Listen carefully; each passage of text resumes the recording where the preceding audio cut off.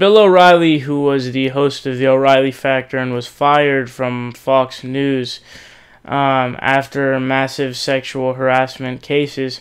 But really, that wasn't the reason he got fired. It was because the advertisers were pulling ads and also the public outrage, which affected it. But he has put out an op-ed here on The Hill. He's a contributor, I guess.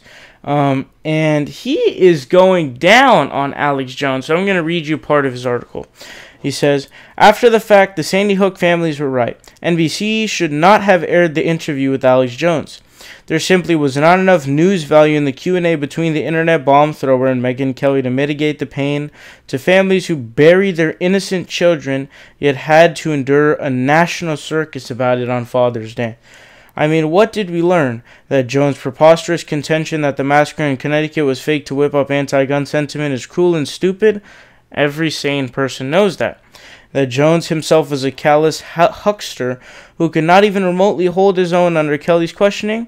Yeah, maybe we learned that. But so what? There are millions of people who peddle deceit for money. It's almost a national pastime. NBC tried to make Jones more relevant by tying him into President Trump.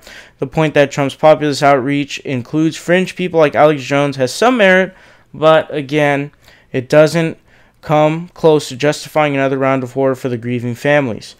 The only way NBC News could have legitimized the situation was to spotlight the evil Alex Jones and others are selling and why some Americans are consuming it.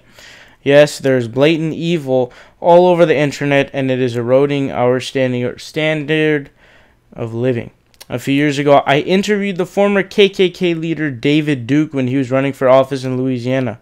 I crushed Duke using his own racist and anti-Semitic words. It was easy, but it was also foolish. I gave the guy what he wanted, attention. Nobody learned anything.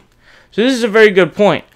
You don't give idiots and morons whose only goal is to get attention and for people to see them, because that's their goal. They don't give a shit about facts. In fact, nobody, look at it this way. Fans of theirs are not going to have their minds changed by facts or information or logic. They're fucked because they're fans of those pieces of shit in the first place, right?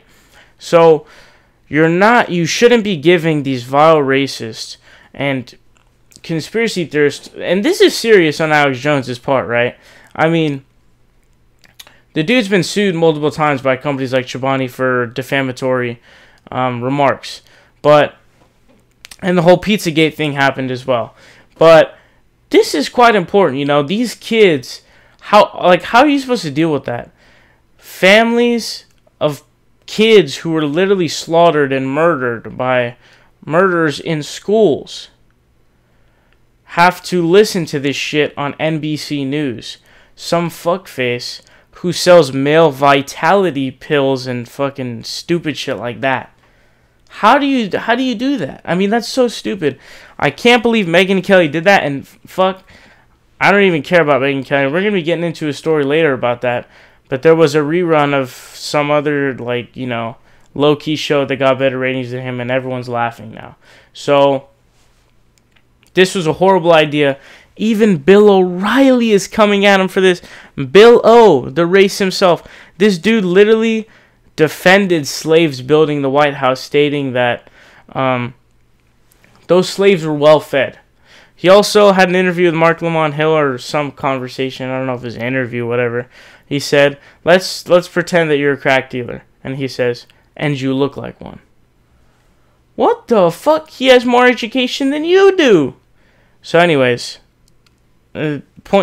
case in point, Alex Jones is an idiot. What's up, guys? It's Saul Hill here. You guys are watching The Progressive Voice. Make sure you guys click subscribe down below. We're fighting Donald Trump tooth and nail, and we need your help.